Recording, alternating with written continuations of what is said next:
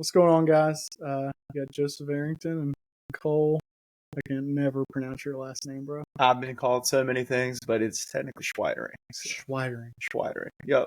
I feel like every time I introduce, it's like, yeah, let me introduce you to Cole S. It's how I've always done it. Yeah, you just need to ease your last name, man. Dude, you should have took Caitlin's. I should have took Caitlin's last name. She tried to talk me into that a time or two, but wasn't sure I was ready for all that. So yeah, that's great. Welcome, guys. This is QC Conversation. Basically a new podcast in the Queen City area, and if you don't know what the Queen City is, it is Charlotte, North Carolina. So, a little bit about the podcast. We're going to be diving in today, at least a little bit about us, our backgrounds, why we're here, why we're doing what we're doing, and then the future of the podcast. And then moving forward, just having good conversations with good local people and, helping expand others in their knowledge, their passion, their career, and get as much information out to everybody. So, that's about the best thing I can come up with. Yeah, man, I'm excited for it, man. I personally think community is everything. So just really cool to get to know people around the community, right? I mean, There's just so many interesting people in the world, and I think it's always so important to always be learning, man. And a big thing for me has always been networking, right? So I think the power of networking is humongous, especially in our lines of work and really just any line of work. So I'm excited, man, to just get to know people around the community. Yeah, that's super powerful. And it's funny you said that because connections are so key. And I don't think I realized it soon enough in this business where it was like, I just focused on me. And it was like, I'm going to focus on this. Like, I don't need you. Like, that was my mentality at the gate. And I think my business suffered because of it. Just having that like me mentality versus like, oh, connections actually help. Yeah. Well, no, I think it's easy to do, right? I mean, I'm sure you're not the only one. I'm sure there's a lot of people who can relate. And it's just, embracing that like mindset of abundance, if you will. Mm-hmm. That's one term that I've always kind of just resonated with, mindset of abundance, because, for you being in the real estate industry, right? I mean, there's a ton of real estate agents in Charlotte. Maybe not as many now, but same thing with loan officers, right? Where I'm at as well. So, it's very easy to kind of have that mentality of it's me against the world or me against everybody else. But really what I found is when you embrace those connections and learn from others who are maybe a little bit more progressed in their career, Mm-hmm. you can just learn so much and really better your business. So, no doubt about that. Yeah. So tell me a little bit about yourself and tell everyone else, right? Like, I know, your quick recap of life and how you are today, but, who are you and what do you do? Yeah. Well, first and foremost, I'm excited, man, for this whole journey here. But just to kind of let everybody know a little bit about me, and I promise I won't bore you guys, get too far into the weeds. But so I'm a North Carolina native. Was born and raised in the Raleigh area. Well, at least that's what I tell people, because technically born in a suburb of Raleigh called Fuquay Marina. So, Fuquay. Yeah, just about as crazy as my last name is the name of the city that I lived in, right? So, born and raised in Fuquay Marina. Went to elementary school, middle school, high school. So pretty much spent all my early years there. Had an amazing time. Was in the soccer community. So it was the only sport I ever played growing up.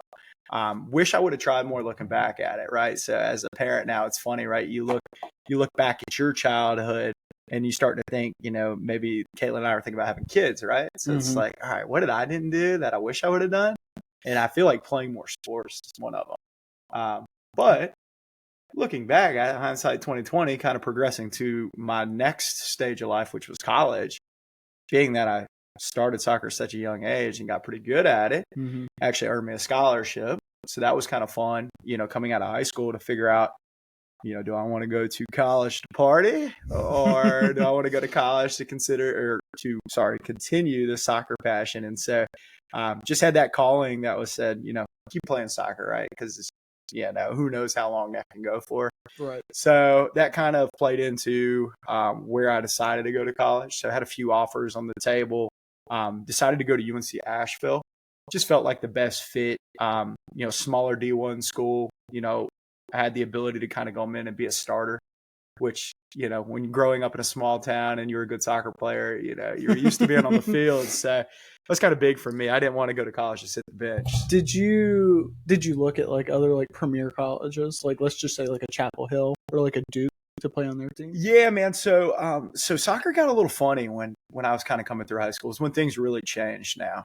So soccer's different than like football. Whereas like with football, like you get noticed through high school, right? Mm-hmm. So how you perform in high school is kind of like how you get your scouts to start looking at you for college. Mm-hmm. Soccer is different, man. So soccer is all about travel ball. So school ball really holds no weight. I mean, unless you're like an absolutely amazing soccer player, you're probably not going to get recognized through high school, like playing for a high school team. So for me, it was playing travel soccer growing up. And then as I was coming through high school, this whole academy program thing started coming up. You see these teams around Charlotte, like I think it's like FC Barcelona. Yeah. And there's a few of them. I think even Charlotte FC's got their own academy team now. Yeah, I know. So that's really big. So what they're trying to do is like soccer's becoming more and more popular in America. So the way they do that, right, is they have these kids start at a younger age to go through these academy programs. So that's it's funny, like, you see, like, you wonder why Europeans are so much better at soccer, right? Well, their best athletes, or most of their best athletes, I should say, gravitated towards soccer, right? Yeah. Most of our best athletes are going to play football, basketball, baseball. So now that soccer's kind of growing in popularity and these academy programs are coming, that's why you're really starting to see our talent get much better. It always amazes me, man, when I go out and like play soccer on Tuesdays, Wednesdays when I do adult league, man, and the kids are always out there before we get out there. Some of these kids, man, like the touch they have and like the skill they have, I was like, I was not as progressed at that age growing up.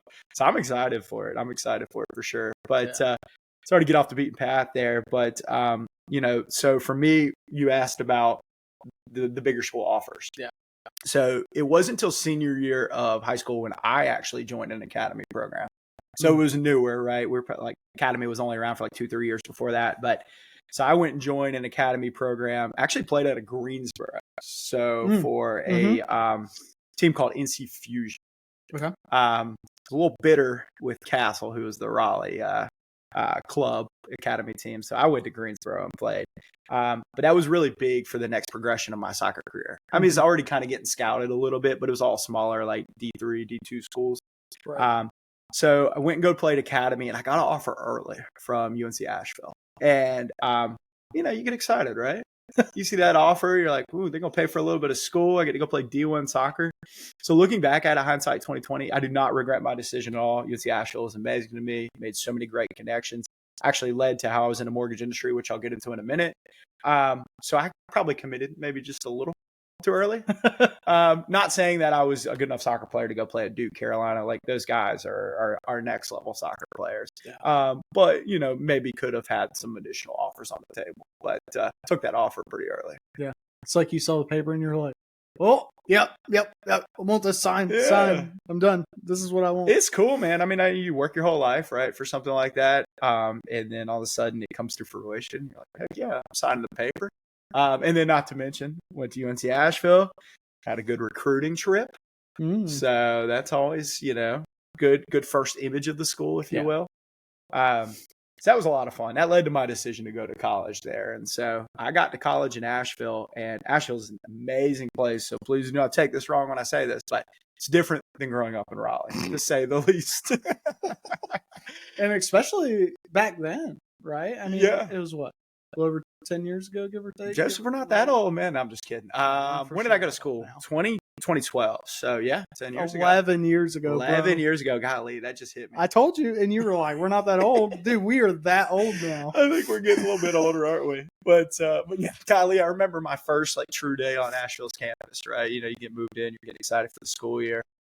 Get signed up for classes. I'm walking to class, and people with no shoes on. I'm like, ooh, interesting. Legit no shoes, like barefoot. People are barefoot. Yep. On campus. Walking through school, barefoot. Holy. I won't get too much further down the line, but you could see how that could be. It was a little bit of a cultural adjustment for me. Yeah. So, so put it that way, it took some getting used to, if you will, for lack of a better term. So really, about after the first year, man, I was like, ooh, is this the right place for me? Like, I wasn't sure if I wanted to. Soccer was kind of burning me out a little bit because it turned into a full-time job. I mean, it was always a big job, but it really turns into a full-time job in college. And so, I don't know. I just had this call, and I remember going into the admissions office or the transfer office. I'm blanking on what the name of it was, and looking at other options to transfer to another university just to go to school, right? And I don't know. I thought it through a little bit more, and something told me like, dude, you only get this opportunity once. Like, finish it out, right? Don't be a quitter. Finish it out. So glad I listened to my intuition there, and ended up staying there for the remaining years and played soccer the full time, which was nice, just really neat. So I went there to get a business degree with a minor in economics. Now I had no idea what I was going to do with that, dude. It's funny. Like I was always like a big fan of like just you watching movies about Wall Street and stuff like that. So I thought, shoot, I'll probably just be a financial analyst at, your BOA or your Wells Fargo's or JP Morgan's or something. And so that's kind of, to relate it back to soccer, it was senior year. Oh, we got a new soccer coach that came in. And man, talk about some change, really brought, shout out to Mathis Mendel if he hears this, but he really brought a new culture into the soccer program. Soccer program was just we weren't the best team around by any means. And so he really just brought a new culture into the program. But as I can't blame him, as he comes in to rebuild the program, right, he's got to start recruiting new kids into the program and stuff. So as a senior, we kind of took a little bit of a backseat, right? We weren't the face of the, the team anymore. So it was a little tough to adjust to that, right? So going from being a 3-year starter in college to only playing a few games as a starter, well, playing more games, but only a few games as a starter was a tough adjustment. Yeah. So, right, as you talked about, maybe you have a little bit personal vendetta, like, goodness gracious, man, this guy not see my talent, like he doesn't like me. But man, I don't know, man. Mathis, I know we've sat down and had so many great conversations, but I quickly got over that. And right, you have one of two options, right? You can be bitter or you can be a leader. And, I just knew I needed to step up and be a leader and like just mentor some of these younger guys and encourage the team. And so glad I took that path. And through that path, Mathis and I created a really good relationship. And I remember him sitting me down one day. He's like, dude, what do you want to do with this business degree? And I was like, man, I don't know. I told him the same thing. I was like, man, I'll be on Wall Street someday, like doing something crazy. And he's like, you need to sit down and talk to this lady named Kim Winters, who's a mortgage loan officer. And I was like, okay, I don't know much about mortgages. I think it has something to do with a house. And this was in what? 2015, 2016? Yeah. So the market had already started like correcting itself. Oh, yeah. We started to get back on a better path in like 2017. Yeah. It was 2015, 2016, because when I met Kim and I actually went to go intern for her. So her and I hit it off and I went to go intern. Oh. And I remember with her, the first thing I was doing when I came on to intern, she had me going through 1003s, which are loan applications. And that was the time when I can't remember where rates were before, but rates had just dropped a bit. So she had me literally going through all these previous applications, figuring out like who's got a rate in the 6s, or I can't remember exactly what it was because rates were now in the 5s. So it was a good refinance opportunity. So I was literally going through and, finding those applications for potential refi candidates. Yeah. So it was a pretty busy time in the mortgage industry at that point in time. So, getting to learn from Kim. And at the time when I went to go work for Kim, she's very, very humble. And I didn't realize she was like literally a top 10 mortgage loan officer at Movement Mortgage, entire United States. So talk about being fortunate about the connections that I've made. So being through Kim, man, I got to learn so much. And she's really the one that kind of got me started at Movement. Then kind of progressed since there. But, got out of college and, I remember meeting Jeff Brown, who's the regional manager for Movement. And he was like, man, I've heard good things from you, about you from Kim. We want to keep you on board. And I said, Jeff, I love this company, but one thing, I do not want to stay in Asheville. Asheville was so good to me, but after 4 years, man, it was time to move on. And so he told me about an opportunity in Charlotte. And lucky enough, my girlfriend, wife now, was moving to Charlotte to work for Bank of America. So I was like, perfect, great opportunity for us to move to the same city. So came to Charlotte and began my career in the mortgage industry as a loan officer assistant. through a lady named Jessica Babinski, who was an absolute rock star. So at that time, she was working a pretty big builder account, Fielding Homes. I think Dan Ryan purchased Fielding now. Yep. So she was a preferred lender. So I was really working with her. She was ramping up her business, man. So we were really busy, and I was just doing all the back end loan officer assistant work. So working directly with the clients, getting the documentation, working with the underwriters, making sure the loan made it from point A to point B smoothly and on time. Mm-hmm. So looking back at that as my journey into being a loan officer, I would recommend for anybody looking to be a loan officer, like, you can be amazing at sales, but you got to understand how to put the pieces together. If you don't understand how to put the pieces together, man, you're going to burn some bridges. So looking back at that, that was a huge step in my career, was really learning how loans go together and how loans work and understanding guidelines. So I did that for about a year and a half. Jessica had left Movement at the time to go to another company. And thankfully, through just amazing people at Movement, even though it's a big company, very tight culture, some people caught wind that she was leaving and thought I was going to go with her. And so met some really influential people at Movement. And shout out to Jonathan Romero, who kind of took me under his wing. He knew I wanted to be a loan officer and said, hey, come on board. Going to kind of teach you everything I know and build a team. Would you have left with her? I was close, man. Yeah. I mean, you don't know what you don't know, right? Yeah. So I won't name the bank that she went to, but she went to a large bank. And, I just progressing to that next step in my career, looking back at it, it just probably wasn't going to be the right move. And nothing against big banks. They've obviously are in business for a reason, right? They're big. They're big, right? So I don't know, man. I just knew that wasn't the best step if I wanted to become a loan officer to start off there. Okay. And once again, thankful for all the people that reached out to me and really sat me down, man, and just had that honest, candid conversation. So ended up staying at Movement, went under Jonathan. That was absolutely amazing, man. Jonathan's been a huge mentor. So here we are about 6 years in now as a full-time loan officer. Yeah. But dude, was it scary at first. I mean, you're in the commission world. So I remember I think I was like 23 when I finally made the change. Yeah. And I remember thankfully I didn't have much overhead expenses. So jumping into it, man, it was it was so frustrating at first because it was like, man, how do I get this business to start coming through the door? Yeah.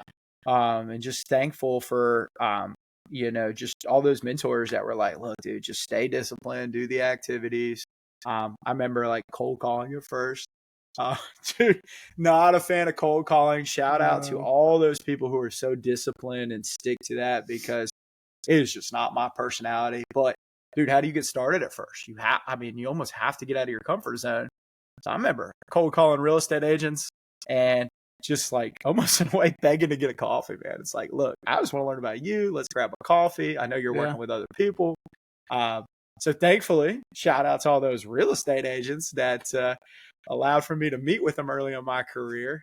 Little did they know what they were getting into. But yeah, no, that was great, man. And just honestly, we talked a little bit at the beginning of this podcast about networking. I would say getting involved with networking groups early really kind of took my career to the next level. Because what I love about networking groups is you're in a room surrounded by other individuals who are well connected. So really going deeper with those relationships, you get to know these people, and these people are willing to now connect you to other people down the line. So the amount of people that I've met through indirect connections, through networking, so let's say I met just trying to think of something, a financial advisor, but that financial advisor connects me to a real estate agent that is not in our networking group, but is in his network or he or she's network. And so through that, I've created some really good relationships and thankfully been able to do the same for others. Because I think that is the key piece, right? If you're going to be a networker, you can't go into it as a mindset of being a taker. You can't be a taker.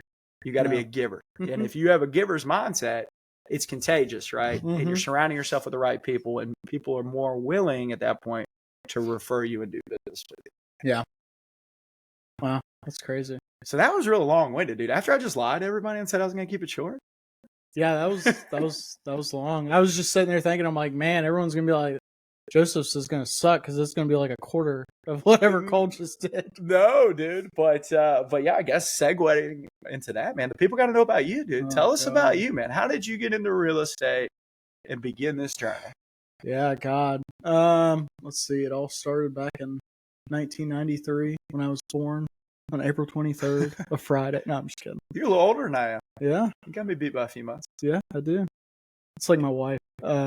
So she was born in July of '94, and so like that we have like a 3-4 month gap where like I'm 2 years older than her, and I always talk crap to her. I'm like, "Oh, you're so young." I'm like robbing the cradle and stuff like that. But yeah, no. So let's see. I mean, high school played a couple sports. Middle school I played soccer for a little bit as goalie. It was okay. Wasn't a huge fan of it. I actually ended up stopped playing in middle school. And then just like played like recreational. High school, didn't know what I wanted to do. All I knew was like I hated school. Like I was the epitome. Like I hate school. This sucks. I don't want to do anything. Never did any homework. Like C's get degrees. Like that was my motto. Like I was not an overachiever at all. Um, and that didn't really like set in until later on in life. But like during high school, you're young. You don't know what you're doing. You're making mistakes. I got into swimming and ran cross country. My senior year, I ran cross country. I swam for 3 years. And I love swimming. It was great. It was hard. It was a lot harder than I thought it was going to be. Dude, I've tried swimming a few times, man, and it is not for me, so I can respect the hustle on that. Yeah, I was definitely like middle of the pack, definitely a sprinter. Another thing I did that not a lot of people know, I actually traveled around the U.S. and played paintball.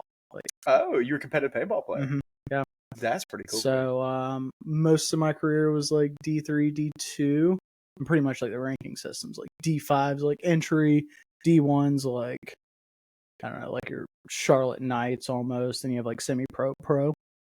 I gotta ask, were you playing like woods ball or were you playing speedball? No, speedball. Okay, so like bunkers and stuff like that. So went out to like Huntington Beach one time, played Chicago, Orlando. They do like the World Cup every year in like October. Used to, I think they still do it there, but did that for a while, and that was like my main sport growing up. Made a lot of awesome connections through that. I actually used to play with Fantasia Barrino's brother, Xavier. This was like who's that? Fantasia. She won like I think season 1 of American Idol. Oh yes, okay, yeah. I don't think I've ever heard her last name. That's why. Yeah, yeah. Okay. It might have changed by now, but gotcha. Yeah. So I met a lot of amazing people through that, and so yeah, still didn't know what I wanted to do. My junior year of high school, I get introduced to culinary arts. I've always liked to cook. Like I grew up in a Southern household. I was technically born in Charlotte, and then around like month 2 or 3, I actually moved to Florida and lived like the first 12, 13 years of my life in Florida. So I always tell people I'm from Florida. I don't tell anybody like I'm a Charlotte native because yeah, y'all are just weird folk that claim you're a Charlotte native and are proud of it. But no, so I did.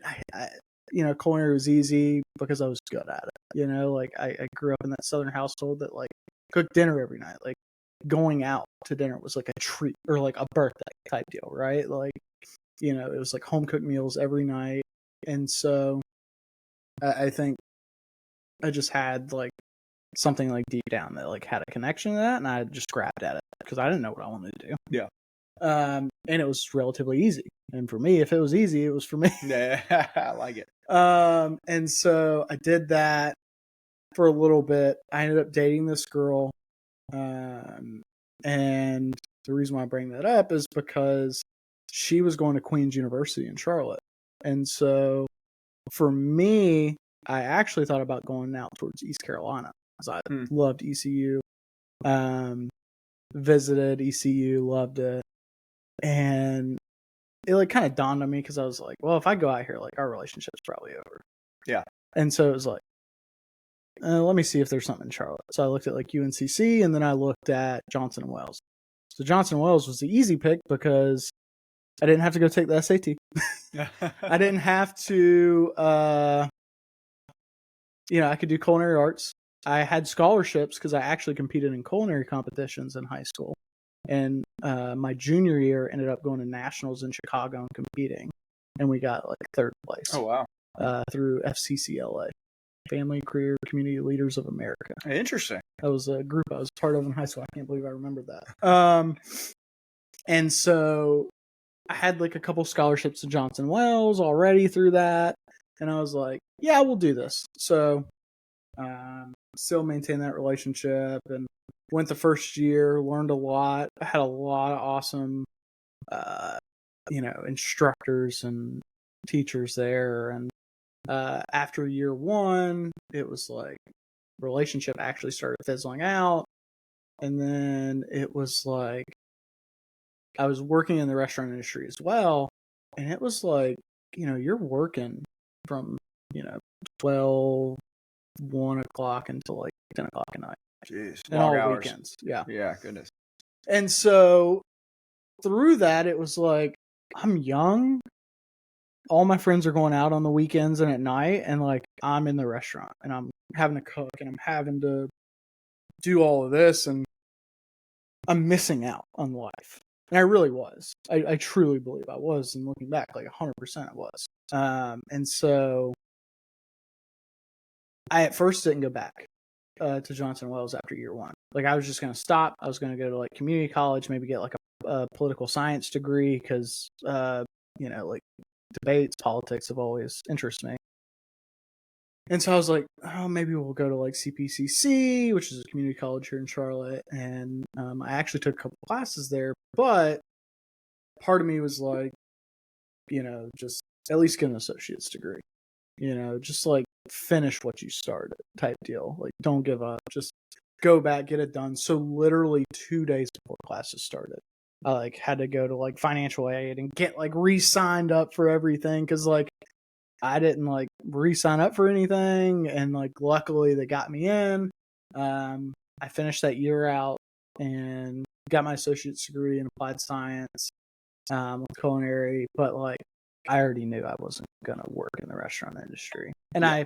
I thought about staying, because Johnson Wells has like a great business program. And I thought about getting a business degree, but I was like, nah, I think I'm done with school. I think we're good. So, I ended up getting in the car industry. So I didn't have any experience, in anything in the automobile side. Like I grew up like working on cars and stuff. Like my family's big into like Harleys and like just like working on cars, older cars, classic cars, stuff like that. So I was like, oh, maybe we'll get into this car industry. And so I started out at the ground floor. So I was a valet porter. So like you bring your car in for service, like I'd get your key, I'd put like a nice little plastic thing on the seat and put a mat and go park the car and get it whenever your car's done for service. So like super entry level. And like every day I showed up and busted my ass because at this point I think I was like 21 or something like that. And so I was like, you're gonna work up. And I wanted to be a service advisor.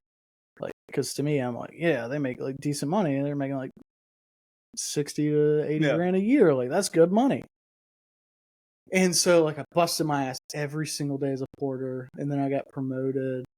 I'd say it was promotion to like the office work. So then it was like setting appointments, cashing people out, and just all office admin stuff. And I kept pushing, and I finally got promoted to assistant service manager. And so pretty much you'd bring your car in for service, I'd write you up. And like that was my first like real sales work. Gotcha. Because it's like, you go get your oil change, but there's 17 other things wrong with your car. We need to make money. How do we make money off you? You were that guy. So yes and no. Being young, ignorant, it's like looked up to the number one guy there. Like, he was very sales forward and sales centric and sales focused. And so the other thing too, he just had a big clientele and network, which, takes time. And he had been doing it for 15 plus years. So he's built that up for sure. And so, yeah, like I just tried to push and like was very salesy, and like I failed a lot. I succeeded, sometimes.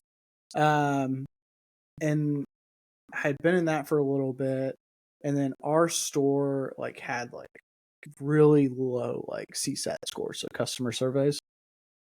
And so I was getting ready to go on a trip actually with some friends, snowboarding trip to West Virginia.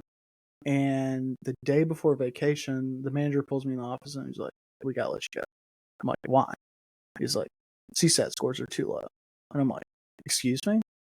I'm like, "Look at my sales numbers versus other people." Like at that time we had 8 riders. I think I was like on average in the top 3 to 4 as far as sales. And I was like, "What do you mean? Like you're letting me go because of survey scores?"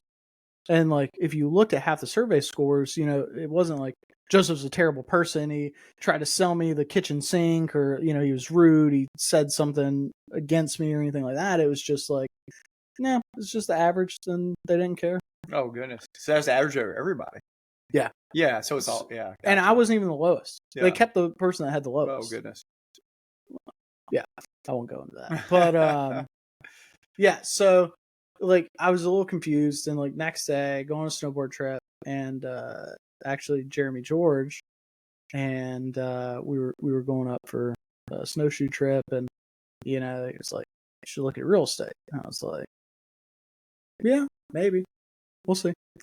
So get back from that, go to real estate school, and again looking back at like my past, like I never really studied for anything. Like I take real estate school, and I'm like, "Oh, this will be easy."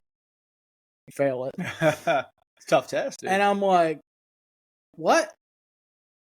And back then it was an 80 to pass, and you had to score a 70 or higher to get a retake. Oh goodness! I scored a 69. Oh, so I couldn't even take a retest. So I had to retake the class back over. And during this time, I also got a job working at a property management company.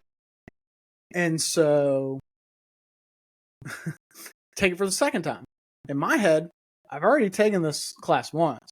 If I take it again, I will be solid. Oh yeah, right. Yeah, most of the questions will be the same. I know the feeling. Nope. I scored a 76, 77, I think. So I was able to take a retest. Took the retest, scored worse. And I was like, what is going on? And again, I took a couple months off because I was like, yeah, maybe that's too hard. Yeah. Need something a little easier. And I was still doing property management. I was like, no, I think I want to like do this. And so my third attempt, I took it serious. I formed a relationship with 2 people in the class, and we studied every week together. Like I set a goal to pass that. You were class. passing it the third time. Yes. And I'll never forget going in to take the test for the third time. I think I finished in sub an hour. And it's like a couple hour test. I handed it in, and the instructor's like, "Are you sure?" And I'm like, "Absolutely, I'm sure." And sure enough, passed. Yeah. Went to take the state test, passed that, all that, and I was like ready to go. And then I ended up joining Premier Property Solutions, the team with Jeremy and all that. And I was with them for about a year. I learned a lot, did a lot of open houses, made a lot of mistakes. I could have done better looking back, and like I said very early on, like not understanding the power of connections. And so left them, joined another team that had like a huge spend and like Zillow ads and stuff like that, because I was like, maybe it'll be better over here. Did that for a little bit, just difference of opinions. One of the guys that was like managing the team, I guess you could say, I don't know what his true title was for the team, but like we just clashed, right? Because for me, like I had now started understanding real estate, and I was like, it's about like making connections and like, you know, you got to work on your like your sphere of influence and like focus on those people. Like they're going to generate business for you. And he was like, no, you need to focus on calling these leads. And it's like, no. Yeah. So I was like, I'm out. And then I ended up joining Costello. Was here for a couple years. Got a couple agents under me, and then ended up getting a LinkedIn message from Jason. And Jason, if you listen to this, you're awesome. I love you. You're great. He sent me a message on LinkedIn about this new company opening up called Orchard, and in Charlotte. And I was like, "What's Orchard? Never heard of you." And like to this point, like I built most of my business without any like leads or ad spend. Like I didn't buy leads. Like it was all referral and sphere based. Like that's how I built my business. And so I ended up just hearing him out. Because at first I was like, I'm not gonna work for iBuyer. Like, get out of here. Like you're trying to take real estate agents out. And so I heard him out and I was like, this sounds like a great opportunity. And at this point in my career, it was like pivotal because I wanted to like start growing and I wanted to like lead a team and like figure that situation out. And so I told him, I was like, I don't want to be one of your like home advisors is what they call them, which essentially is like a real estate agent. Yeah. You know, like you're going on listing appointments, you're closing the deal, you're working it from contract to close, and that's what you're doing. And I was like, I want this, which is regional sales manager. And I was like, this is what I want to do. He was like, let me see. So he went and talked to the VP of sales. And he was like, yeah, you don't have any experience. But he was like, you know, we're combining the regional sales manager for the Raleigh and Charlotte office. So really, depending on growth, like it could be a relatively quick turnaround because the person that we're looking at putting in is actually in Raleigh. So that would potentially open up a spot in Charlotte. And I'm like, all right, we'll try it. Yep. You know, so I did that for a year as a home advisor, crushed it. I think I closed out like right at 15 mil from March to December. Heck yeah, dude. So almost, it's good production. Yeah, almost 3/4, a little over. But I learned a lot. And then our regional sales manager was actually leaving the company and going to do something else. And I was like, oh, yeah, I want to do that. So I put my name in the hat, interviewed for it, got it. And then actually, you know, and this was in 2022, turned the team's production around. You know, I took I helped grow a new agent that had done like no deals into doing 7 million her first year. Oh, wow. And like helping coach her through that. And it was very powerful because I then found a new why I wanted to get out of bed every day, you know, and it was to like help others grow in their business. Like one reason why I got into real estate was like, you know, control your own schedule, do what you want, blah, blah, blah.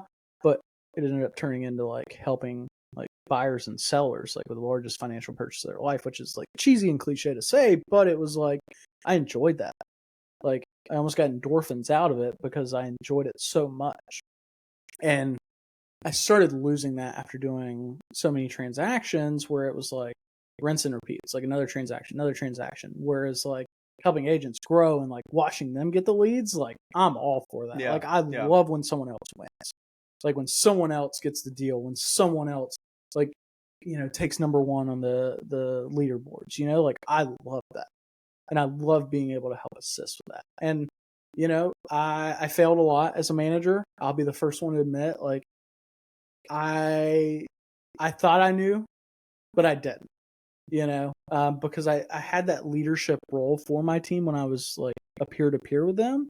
And then going from like peer-to-peer to peer to manager, I had no idea how tough that was going to be. Yeah. Because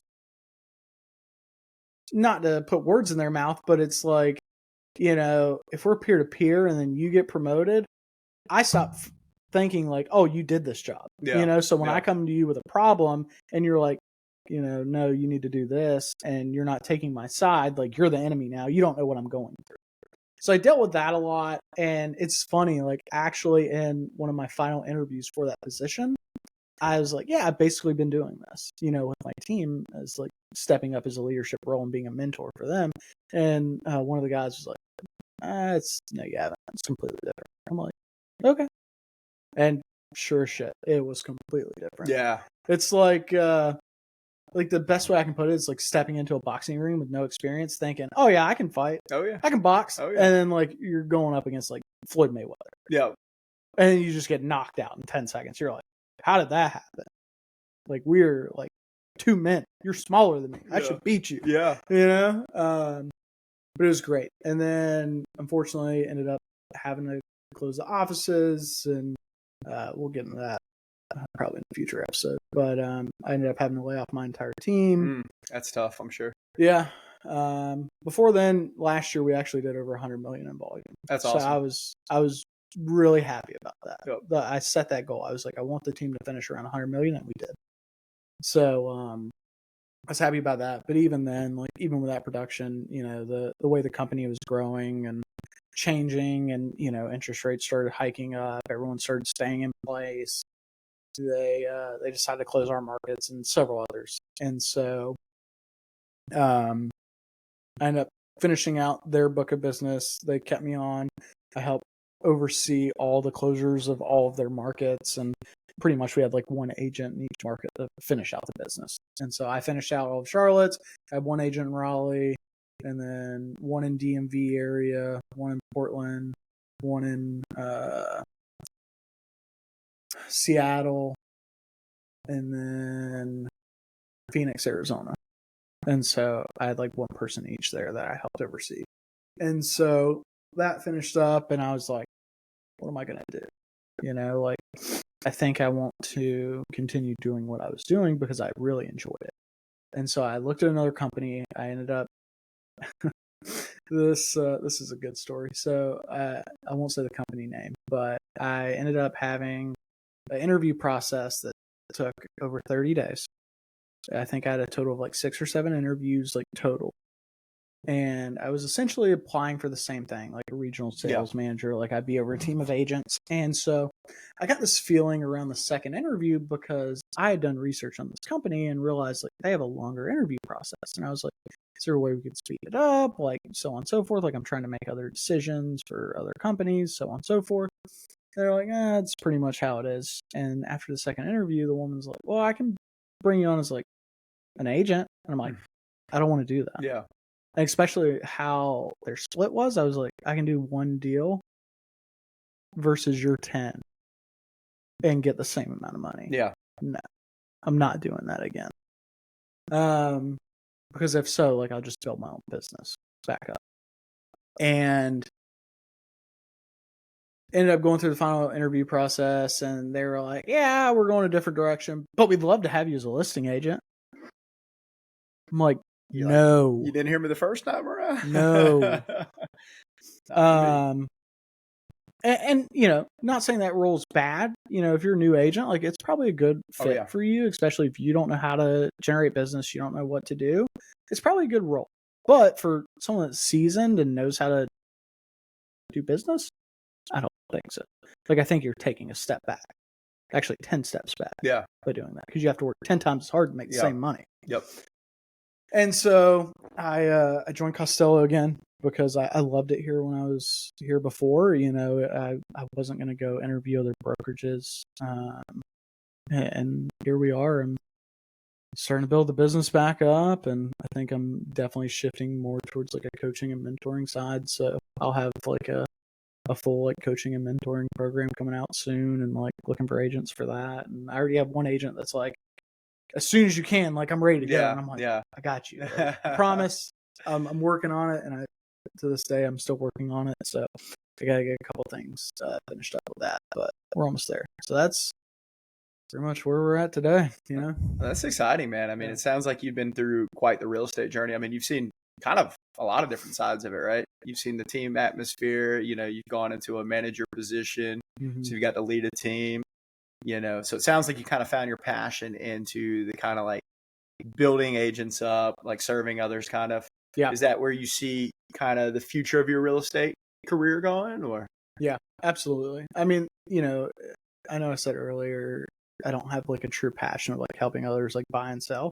I still enjoy the transactions. I really do. But it's not something that, the endorphins start pumping to where it's like, yeah, it's a win. Not like, fuck yeah, let's go. Like, that's awesome. Like, keep up the good work. Like, how do we get you to the next step? Like, that's what I find more passionate. And so I don't ever want real estate to get to that point where I'm tired of doing it. Yeah. Yeah. You got to wake up feeling ready to go to work in the morning, feeling renewed. So since you're kind of like, I can tell you have that passion for leadership. Who would you say, is there like a certain influencer or like public speaker out there that you kind of look up to or kind of learn from? Like a Tony Robbins-esque or something like that? So I got a smaller one that I kind of look up to that actually helped me early on to really start growing my leadership abilities and like mindset, honestly. And it's Brad Leach. And Brad was the Eastern Vice President of Sales for Orchard. And so I actually interviewed with him when I joined the company. He ended up leaving the company right around the time like I actually got promoted to regional sales manager. But Brad was just such a positive person all the time. Like 7 a.m. in the morning, like happy-go-lucky, like smile on his face. Like nothing you could say to this man is going to put him in a bad mood. Yeah. And I could never understand how this man was always so eager and happy and just like such a positive attitude about everything. And he would always find a way to turn something that's negative into a positive. Yeah. He would always look for the light at the end of the tunnel. And Brad was we had our differences and opinions sometimes because he was more from like the tech background and I was from the real estate background. So like just the way of sales and like doing business, like we clashed a couple times on that, but it was fine. And he gave me this book to read and it was called The Energy Bus. And it just shows you how to like change your mindset to more of that positive side. And instead of like looking at like, oh, I got to call another 10 leads today. It's like, who am I going to help today? Yeah. Like, can I help 10 people today? And just changing your mindset was like huge for me. Yeah. So important. And especially in the leadership side. And so I'm way more positive about a lot of things than I used to be because of Brad. And again, this is like recent. This is within the last 2-3 years. So it's not like it's something that happened 10 years ago that I've been applying every day. It's recent. And I would say like Brad was huge for that. That's good, man. Yeah. That's awesome. And golly, just having a good leader, somebody to look up to. And one thing I liked is you said, he's got the ability to kind of turn a negative into a positive. And I think that is a key trait of a leader. It's something that is quite important because life's going to throw you curveballs, dude. But it's all about how you paint that canvas and have that positive mindset, man. It can really change the way you approach life, which I think is important.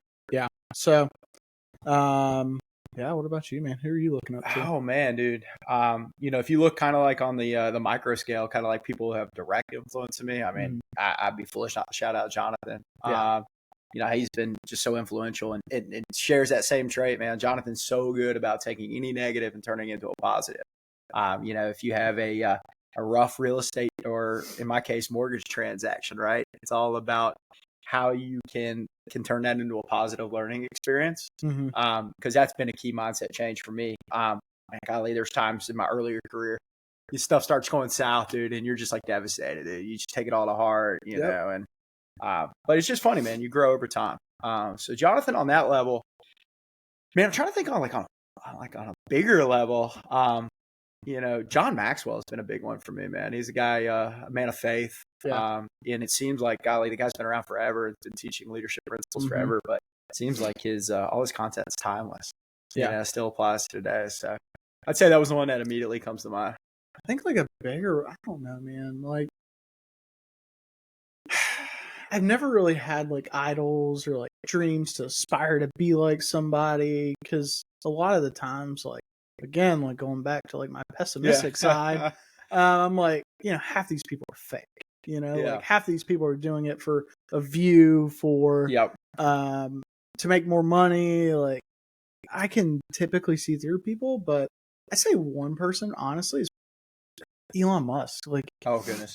and again, he's done so much. It's so controversial, but he just does what he wants. If he has a vision and he wants to do something, he's going to do it.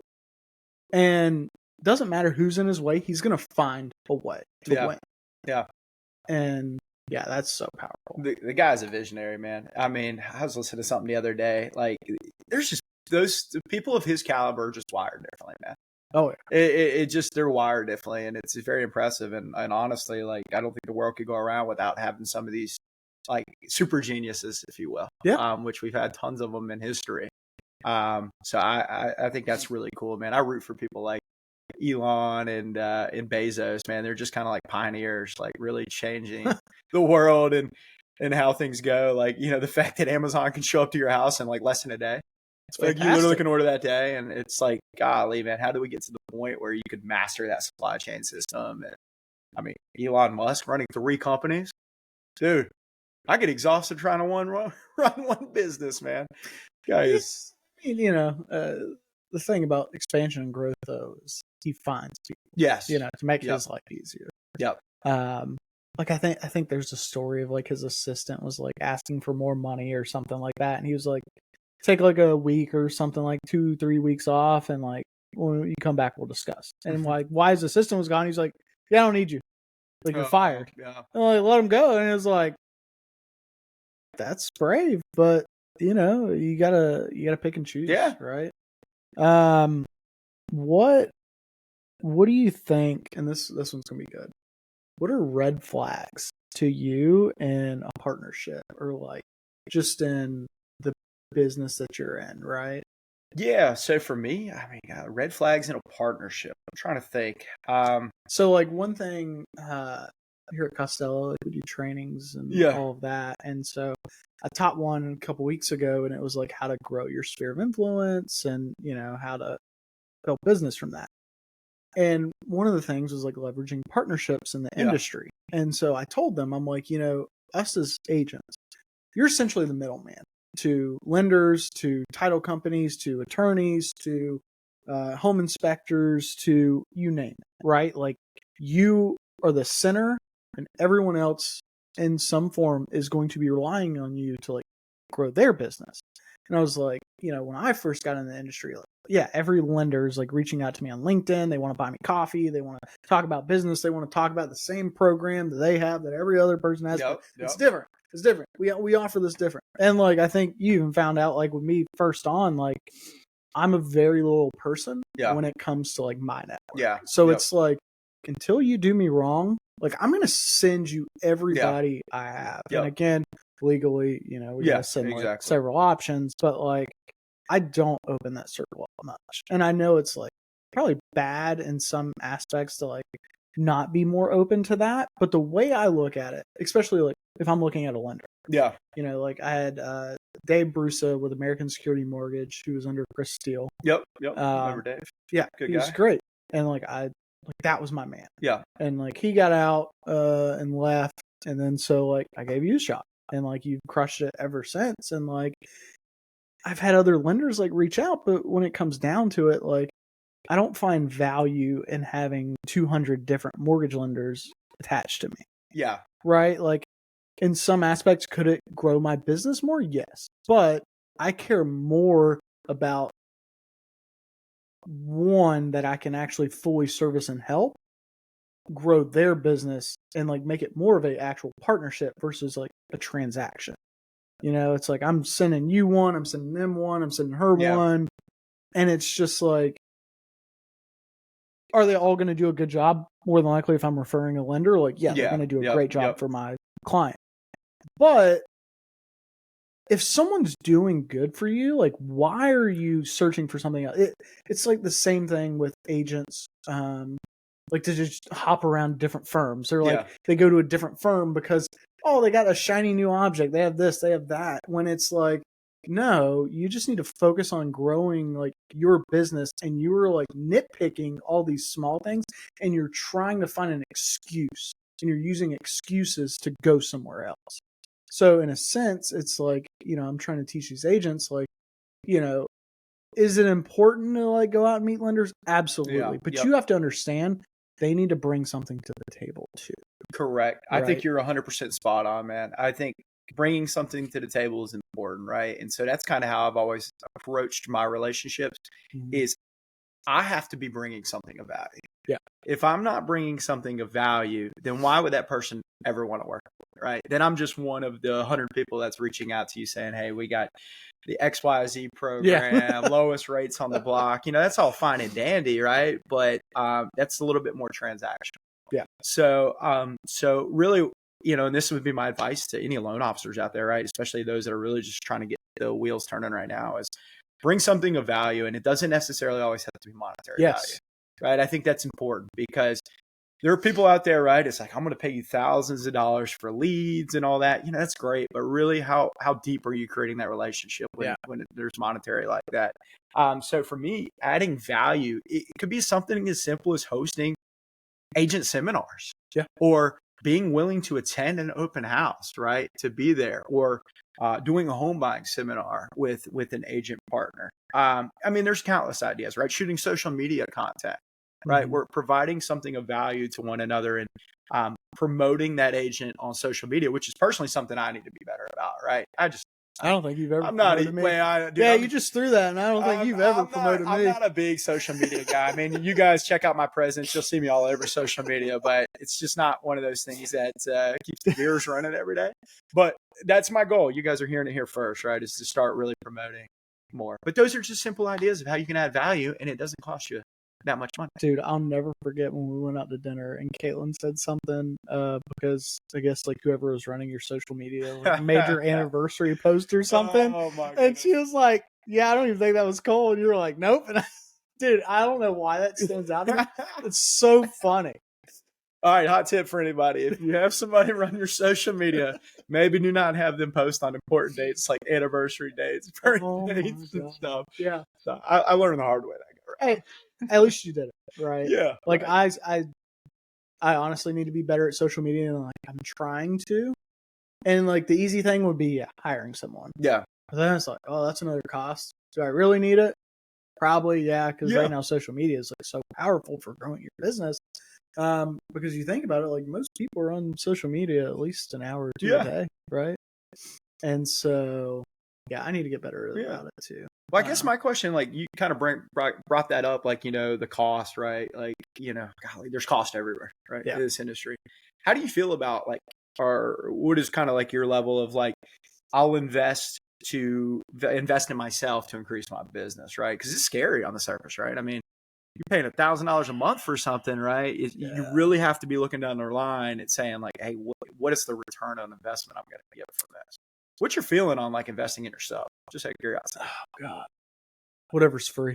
If I can invest in myself for $0, I'm going to do that. No, I'll be honest. Like that really has been my motto. Though. Yeah. Like I genuinely don't spend money on stuff like that because, again, this is probably my pessimist side, but it's like, is this actually going to grow my business? Or is this actually going to do something? I'm like, if you do enough, and statistics are out there. If you do something enough and you're on it, you're consistently doing something, it will show return. Yeah. But on the flip side, like me, I'm like every other American. I want instant gratification. I want something right now. Yeah. So for me, it's got to be like so minute, but it also equates to me. I deal in transactions. How many transactions is this going to take to recoup? Yeah. Yep. So for example, I was looking at this CRM website, IDX ordeal tool, and I had a meeting yesterday. And going through the presentation, like it's great, it's awesome. And I had done a little bit of research on the front end, and I thought it was going to be like $100 a month. And I already knew, like, I'm cool with $100 a month. Dude, we get to the end and it's like $400 a month with a sign up thing. Yeah. And it's not a cheap sign up thing. And I'm like, I don't know if I see the value in this. Like, I think I can find cheaper value elsewhere type deal. I I'm still not decided. I may still sign up for it. The way I look at it again, it's like that for a year is one transaction a year. I look at like my MLS dues and realtor fees and all that. Like that's one transaction a year or half a transaction a year. My office expense, one transaction a year. So then I'm like, how many transactions a year? And it's like, all right, how many transactions a year do I need to do to survive? Yeah. Like, so that's how I figure things out. Like, how many transactions do I have to do? No, it's important to think, right? Because you can't just go like throw money at the wall. I mean, you got to make sure that there is going to be some kind of return on investment. I don't know, me personally, man, like, I'm sure some mentor somewhere along the way had kind of like told me like, hey, you got to invest in yourself. Yeah. And, man, I've been huge with that. Like, golly, there's been times where I'm shelling out $1,000 a month, like a few $1,000s a month on, whether it's like business coaching, communications coaching, CRMs, video content. So, thankfully that's done well for me, but it's scary, man. I mean, when you sign that paper and enter into a agreement to pay X amount a month, it can be scary, but I would challenge individuals out there. Like, I know it's very tough to justify like X cost, but I can promise you, if you invest in yourself, you will see return on that value. Yeah. And so that's kind of been my motto, but I always like to talk to people, man, because I was the same way at first, dude. It was like, dude, how can I do this as cheap as possible? Because when money's not coming in, it's very tough to justify investing in yourself and going to seminars and things of that nature. Yeah. So actually, one thing I am looking at joining and doing, I gotta get on that because the deadline's Tuesday. But I'm gonna look at. Well, I'm submitting an application to see if I can get on the. It's like the North Carolina Realtor Association, like leadership thing. Yeah. And so they have like 8 seminars. Like most of them are around North Carolina. So there's like several in Raleigh, one in Greensboro, one in Charlotte, one in Wilmington. They have like one conference in Chicago. And so I'm thinking about signing up for that. I think it's like, $1,100, something like that. And then I have to like travel to all these, so travel expenses. But I think for me, I do see value in that. So I am going to apply and look at doing that. But I guess, looking back and with what you know now, what is one word of advice or really like just something that you would tell either yourself or another like driven college student about ready to graduate, getting ready to enter the real world? Like, what advice should they ignore? Man, what advice should they ignore? That's a good one. You said something earlier, just kind of like it's kind of resonated with me. Like, it's so easy to want to be like somebody, right? There's an influencer, there's a famous person, and you just you try so hard to be like them and to achieve the success that they've tried to achieve. Like, I would say, be yourself, right? And understand that success is a process. It does not happen overnight, and it's going to happen at different times for individuals. What do they say? Like, I think I'm going to get this quote wrong, but it was like, success is hard work and preparation with a little bit of luck, right? So there's going to be certain events in your life where, as long as you prepared, and you put that hard work in, it's going to change your business forever.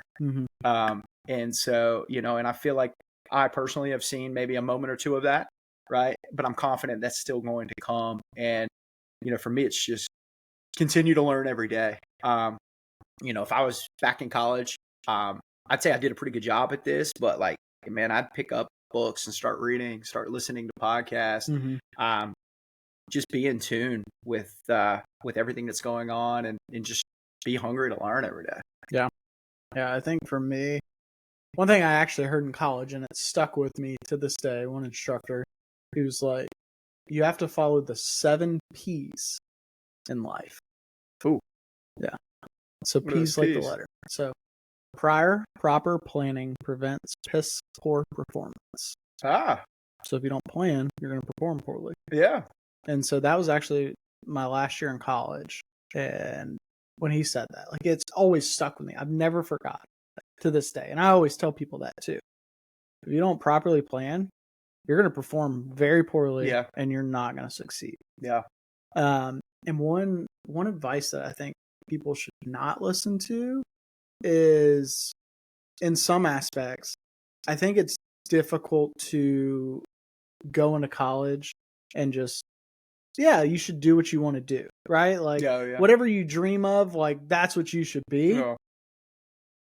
I think the real world kicks in, and you're like, oh, I have bills. Oh, I have a phone payment. Oh, I have car insurance. Oh, I have to save money to buy a house one day. Oh, I have to build wealth. And one thing that the world shows us, especially the US, is like, oh yeah, like, get your Gucci shoes, get your Louis Vuitton wallet, purse, get your, your Brooks Brothers like suit, whatever it is.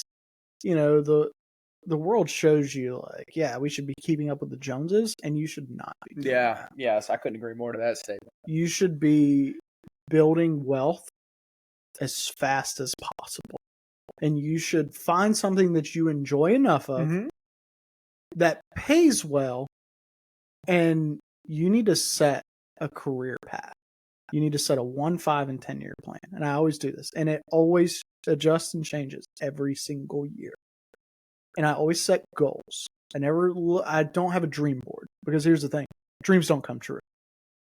Goals come true. Yeah. You wake up every day, you put your feet on the floor, and you get to work. And you start tackling those goals. And when you achieve those goals, you create new goals. And you keep going. And then one day, you'll be retired, you'll be happy, you might have a lot of money, you might not, you might be under a bridge, who knows, hopefully not, but, those people that just live in almost like a fairyland is what I call it. It's like, that's not the real world. And it's almost like they mold us to expect this fairyland when everyone's driving around like a Lamborghini, everyone has like $100,000 watch, everyone, going to like nice restaurants every night, or like eating out every day. It's not how life is for most people. Like what? The average household income is like $77,000 a year. Like right now, living off $77,000 a year. Tough to believe. There's no way. Tough to believe. I mean, hell, if you have no debt to income, $77,000 a year pre-approves you to what? Oh man, 400,000 right now. No, today. Probably not even, to be honest with you. I hate to say it. 77,000, no debt. 77 divided by 3. I mean, you're probably like 300, 350 max. Right now. Which again, we're in a crazy market. We're in a little bit of a crazier market. But like the average person right now can buy a $350,000 house. Yeah. Give or take. Yeah. And our average price point in Charlotte in September was 400 and like, I think 60 or 70,000. It might have actually been higher. Yeah.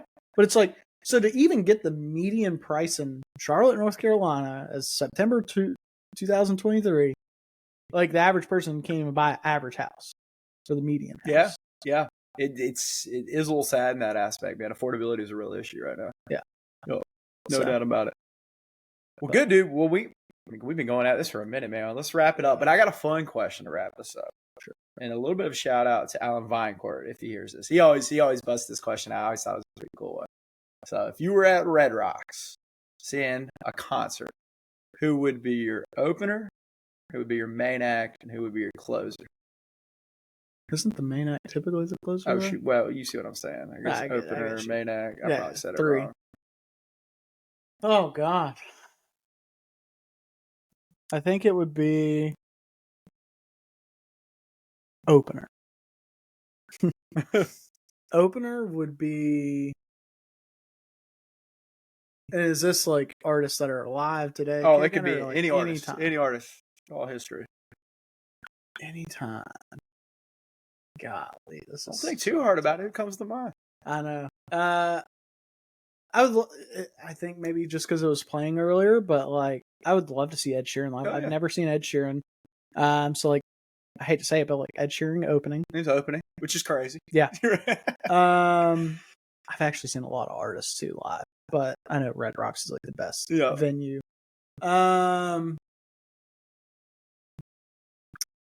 Oh God, this is so tough. Nirvana, Maine. That'd be a good one. Yeah. And then final, oh god, A Day to Remember. Day to Remember. I think they're probably one of my favorite bands. Like I've consistently listened to since like middle school, high school. Oh, gotcha. And so we actually saw them live for the first time last December. They came to Charlotte for like an acoustic show. Oh, yeah. And so they're more of like a rock alternative, like metal-esque, but like it was phenomenal. Yeah. Where'd you see him? At like it was at the place next to Bojangles. Ovens? Ovens Auditorium. Ovens Auditorium. Yeah, Gotcha. So a little bit smaller venue, but like they're so good. Their songs are so good. They're so good live. Yeah, that would be mine. We're good. And it's like vastly different artists almost. Yeah, 100%. That's always fun, right? You don't want to get three of the same artists. Yeah, absolutely. Man, I don't know. I've had to answer this question a time or two, but I always just go with who comes to mind first. Yeah. So I don't know. Opener. Let's see. It's somebody like Bruce Springsteen. I'm a Springsteen guy. I like. I've always had an appreciation for like 70s, like 60s, 70s music. I don't know. Maybe because I grew up with my dad always listening to it, like rock, if you will. I don't know, main act, being a country fan, I'd have to go somebody like Stapleton. I think it would be going like Chris Stapleton. Mm-hmm. Guy's got the voice of Jesus. Yeah. Another one though, dude, I think would be cool. Hootie the Blowfish back in the prime. Yeah, solid one. Yeah. I think closer, right? So I got to go. I like to kind of get different genres in here. Yeah. Man, I feel like going to like an NWA concert would have been so hype. Oh yeah. See, I was thinking Tupac. Too. Oh, Tupac would have been like, one of those. Tupac would have been a good one. Yep. Like another one, like Muscadine Bloodline. Oh yeah. Like they're like a smaller like, folk country, but they're so good. My goodness. Vocals are. Oh. See, my favorite concerts, man. I don't know about you. We'll wrap this up, but my favorite concerts are those smaller venue concerts, man. Where whether indoor, outdoor, like smaller amphitheaters or indoor, like, and you just get somebody who's kind of on the come up. Yeah, like those. I tend to have, me personally, I have more fun at those than I do going to sit in Bank of America and listen to like a Luke Combs or somebody big like that. Which I still think those concerts are absolutely amazing. Now hold on. Yep. There's a big difference though. Do you think it's because, and I don't know like where you're sitting when you go to like the Bank of America, but like nosebleeds, baby. Just kidding. Well, exactly, right? Like I genuinely think like where you are at in the venue like changes your experience. You do have a good point there, right? So if you're like on the floor seats, yes, you're probably having a little bit better time. Yes. Okay, so I can see that argument, right? Because if you're in a smaller venue, you're in the thick.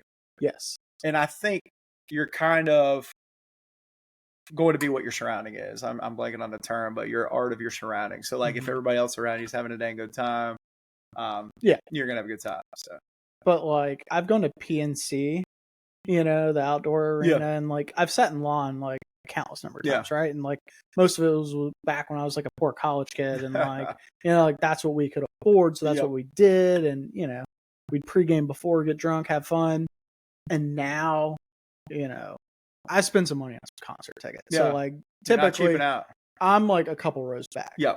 So but let's call it. And it was awesome. Got to really I even learned dude, I learned a little bit about you as well, man. So that was good, dude. I think for opening sesh, that's important, man. So I'm ready to bring this back. You ready? Yeah, absolutely. For the next one. All right, guys. Peace, guys. Thanks for listening. Thanks for watching. We'll tune in next time.